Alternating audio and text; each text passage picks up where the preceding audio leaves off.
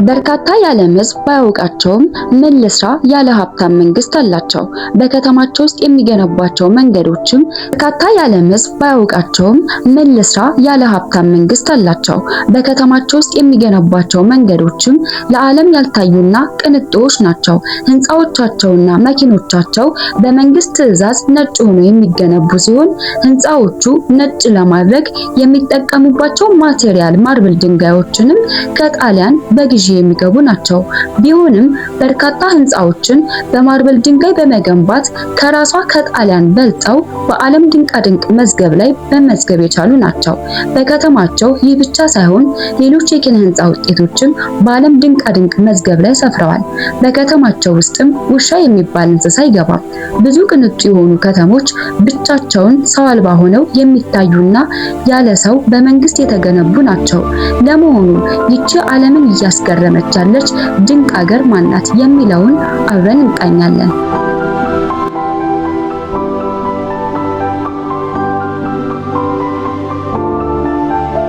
ብዙዎቻችሁ ስለዚች ሀገር ሳወራ ሰሜን ኮሪያ ነች ብላችሁ እንደገመታችሁ ጥርጥር የለውም። ነገር ግን ይቺ ቅንጡና በአምባገነን መንግስት የምትመራ ሀገር ሰሜን ኮሪያ ሳትሆን ቱርክሜኒስታን ናት። ስሟ ሲጠራ ሰምታችሁ ታውቁ ይሆናል። አገሪቱ የምትገኘው በማዕከላዊ ኤዥያ ውስጥ ሲሆን ምንም አይነት ወደብ የሌላትና በአገራት የተከበበች ናት። በአጠቃላይ የህዝቧ ብዛት 7 ሚሊዮን ሲሆን ኤዥያ ውስጥ ትንሽ ህዝብ ካላቸው ሀገራት መካከል በዋናነት ትመደባለች። የአገሪቱ አጠቃላይ የቆዳ ስፋትም 491210 ስኩዌር ኪሎ ሜትር ይጠጋል። ዋና ከተማዋ መርፍ ተብላ የምትጠራ ሲሆን በማዕከላዊ ኤዥያ ውስጥም ትልቋ ከተማ ናት። የቱርክሜኒስታን ህዝብ ለረጅም ዓመታት ከሩሲያ ግዛት ውስጥ ተከልለው ነበር። በዚህ ምክንያትም አብዛኛው ህዝብ የሚናገረው የራሺያ ቋንቋን ነው። አገሪቱ በ1991 ከሩሲያ ከተነጠለች በኋላ የራሷን መሪ መርጣ ስትተዳደር ቆይታለች። ታዲያ አስተዳደሩ ፕሬዝዳንት ሻሎ ቢባልም በንጉሳዊ አገዛዝ ውስጥ ነች የሚለው የበለጠ ይገልጻታል። ምክንያቱም የአገሪቱ መሪ ለሁሉም ነገር ፈላጭ ቆራጭ ነው። መሪው ከሱና ከቤተሰቡ ውጪ ማንም ሰው ምርጫ እንዲወዳደር አይፈቅድም። በአገሪቱ ውስጥ ለሚካሄዱ ሁሉም ጉዳዮች መሪው ህግን ያወጣል፣ ህግን ይተረጉማል። መሪው ያልወደደው ነገር በሙሉ እሱ ባለው ነገር ይቀየራል። ጥያቄ ማንሳትም ከወንጀል አልፎ ኃጢአት የሆነባት ሀገር ናት። የዚች ሀገር መሪ ወደ ከተማዋ ውሻ እንዳይገባ በከተማ ውስጥ የሚኖሩ ሰዎችም ውሻ እንዳያሳድጉ ከልክሏል። ምክንያቱም ደግሞ የውሻ ሽታን መሪው ባለመውደዱ ነው። ከሱ ቃል አፈንግጦ የሚወጣ አንድ ዜጋ ባለመኖሩ በከተሞቻቸው ውስጥ አንድም ውሻ አይታይም።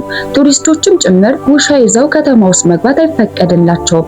እሱ ብቻ ሳይሆን በመሪው ትዕዛዝ መሰረት ከተማ ውስጥ ያሉ ህንፃዎችና መኪኖች በሙሉ ነጭ እንዲሆኑ አድርጓል።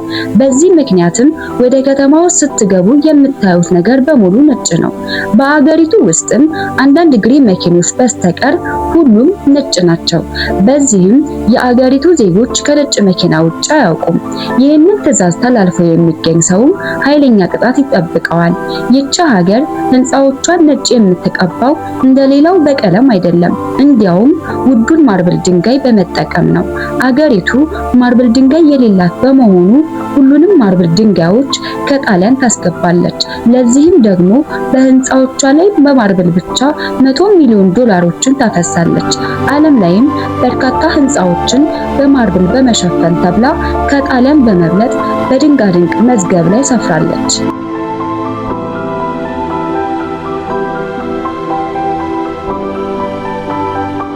ይህ ብቻ ሳይሆን አገሪቱ የዓለማችንን ትልቁን የቤት ውስጥ ፈሪስ በመያዝ ድንቃድንቅ መዝገብ ላይ መስፈር ችላለች። ሌሎች ሀገራት እንዲሁ በብረት ለመስራት የሚያስቸግራቸውን ተሽከርካሪ መጫወቻ ይቺ ሀገር በቤት ውስጥ ሰርተዋለች። የመጫወቻው ስምም ዓለም ይባላል። ሌላው ደግሞ ቱርክሜኒስታን የዓለማችንን ግዙፉን የጭልፊት ሐውልት በመያዝ በድንቃድንቅ መዝገብ ላይ ሰፍራለች። ታዲያ አገሪቱ ብዙ ነገሮቿን ድንቃድንቅ መዝገብ ላይ ብታሰፍርም በአገሪቱ የሚወጡ ህጎች ግን ለብዙዎች አስቂኝና አስገራሚዎች ናቸው። አስገራሚ ከተባሉት ህጎች መካከል ደግሞ መሪዋ ቪዲዮ ጌም መጫወት የማይወድ በመሆኑ በአገሪቱ ቪዲዮ ጌም መጫወት የተከለከለ ነው። በቱርክሜኒስታን ጺምን ማሳደግ የማይታሰብ ነው። ጺሙን ያሳደገ ወንድ ዘብጥያ ይወርዳል። ጺም ብቻ ሳይሆን ወንድ ሆኖ ረጅም ጸጉር አይፈቀድለትም። ጺሙንና ጸጉሩን ማሳደግ የሚፈቀድለት ወንድ ከ70 ዓመት በላይ የሆነው ብቻ ነው። በተጨማሪም በአገሪቱ የመኪና ሬዲዮ መክፈት በጥብቅ የተከለከለ ሲሆን ተላልፎ የተገኘ ከባድ ቅጣት ይጠብቀዋል። በመኪና ጉዞ ሲደረግም ወንድ ሆኖ ያላገባች ሴት በመኪና ይዞ ሲጓዝ ከተገኘ ወደ እስር ቤት ይወረወራል። አዝናችሁ እንኳን ያላገባች ሴት በመኪና ይዛችሁ መሄድ የተከለከለ ነው። ሌላኛው በአገሪቱ ፌስቡክ፣ ዩቲዩብ እና ቲክቶክን ጨምሮ ሌሎች ሶሻል ሚዲያዎችን መጠቀም ታግዷል። በቪፒኤን እንኳን ሶሻል ሚዲያዎቹ አገሪቱ ውስጥ አይሰሩም።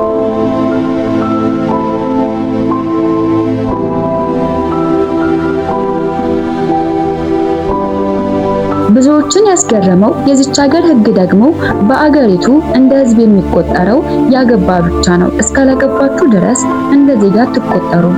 በዚህም በአገሪቱ ውስጥ የተሟላ መብት አይኖራችሁም። እንዲሁም ወንድ አግብቷል የሚባለው በትንሹ 2 ሚስቶች ሲኖሩት ነው። አቅሙ ከፈቀደም እስከቻለው ድረስ እንዲያገባ ይፈቀድለታል።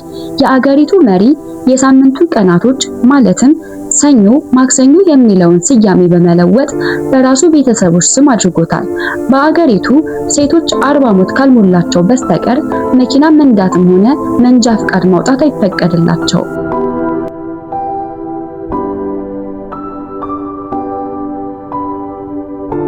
አገሪቱ በጥጥ ምርት የምትታወቅ ሲሆን ካለባት የሰው ኃይል እጥረት አንጻርም ሁሉም እድሜው የደረሰ ዜጋ ያለ ክፍያ የጥጥ መሰብሰብ ስራ ላይ እንዲሰማራ ታደርጋለች። በዚህ ወቅትም ትምህርት ቤቶች የሚዘጉ ይሆናል። በተጨማሪም አገሪቱ በየትኛውም ሀገር የውጭ ጉዳይ ውስጥ ጣልቃ የማትገባና የምን አገባይ ኑሮን የምትመራ ናት። በዚህም ብዙዎች ይገረማሉ። ታዲያ ይህች ሀገር የምታወጣው ሕግ በዚህ ብቻ የሚያቆም አይደለም። ሌሎች በርካታ ለዓለም ሕዝብ አዲስ የሆኑ ሕጎችን አውጥታለች። ምንም ይሁን ምን የአገሪቱ መሪ በአገሪቱ ውስጥ ውሃ፣ መብራት፣ ነዳጅ፣ ሕክምናና ትምህርት ለዜጎች በነፃ ያቀርባል። በመንግስት የተገነቡት ከተሞችም በውስጣቸው የያዟቸው መንገዶች፣ ህንፃዎች፣ የመንገድ ላይ መብራቶች እንዲሁም መዝናኛዎች አውሮፓን ጭምር የሚያስገርምና በእጅጉ ቅንጡ የሆኑ ናቸው። እነሱን ለማሳመር ብቻ ተብሎም ቢሊዮን ዶላር ገንዘብ ወጥቶባቸዋል። ከኪነ ህንፃዎች ውስጥ ደግሞ መንግስት ለዜጎች የሰርግ ስነ ስርዓት እንዲያደርጉ የሰራላቸው አዳራሽ አንዱ ነው። አዳራሹ የተለየ የኪነ ህንፃ ጥበብ የታየበት ሲሆን ለዜጎችም በነፃ ይቀርባል። በተጨማሪም 1 ቢሊዮን ዶላር ወጥቶበት የተሰራ ግዙፍ መስጊድ አላቸው። ለብዙዎችም የዚህ መስጊድ ግዝፈት ግርምትን ፈጥሮባቸዋል። ታዲያ መንግስት ይህንን ሁሉ ነገር እንዴት ሊያደርግ ቻለ? ቱርክሜኒስታን ዓለም ላይ ብዙ የነዳጅ ጥርቅም ካላቸው ሀገራት መካከል በዋናነት የምትጠቀስ ናት። በዓመትም በርካታ ቢሊዮን ዶላሮችን ከነዳጅ ግብይት ብቻ ታገኛለች። መንግስታቸውም አብዛኛውን ብር ከተሞችን በዚህ መልኩ ለመገንባት ይጠቀመዋል። ከተሞችን በዚህ ደረጃ ቢገነባቸውም ሰው የሚባል ነገር በውስጣቸው የለም። በከተማ ውስጥ ስትንቀሳቀሱ ከአንዳንድ ቦታዎች ውጪ ሰው የሚባል ነገር አታዩም። አየር መንገዶቻቸው ጭምር ባዶ ናቸው። ምክንያቱም ቱሪስቶች በብዛት ወደ አገሪቱ አይገቡም። ይህ የሆነበት ዋነኛ ምክንያት ደግሞ ዓለም ላይ ቪዛ ለማግኘት ከባድ ከተባሉ ሀገራት መካከል ቱርክሜኒስታን ዋነኛዋ ናት። በዚህም ዜጎቿ ምንም ያክል ለቱሪስት የሚመቹ ቢሆንም መንግስት ግን ጎብኚዎችን ወደ ሀገር ውስጥ እንዳይገቡ ይከለክላል። በብዛት በሚዲያ ላይ የሚታወቀው የሲኦል በር የሚባለው ከ10 ዓመታት በላይ ያለማቋረጥ የሚነደው ቦታ የሚገኘው በዚች ሀገር ውስጥ ነው። ቢሆንም ከቱሪዝም የሚገባቸው ማግኘት አልቻሉም። የሃይማኖት ተቋሞቻቸው ጭምር ባዶቸውን የተቀመጡ ናቸው። ብዙዎችም በዚች ሀገር በእጅጉ ይገረማሉ። ታዲያ ስለዚች ሀገር በደንብ ታውቁ የነበራችሁ ስንቶቻችሁ ናችሁ?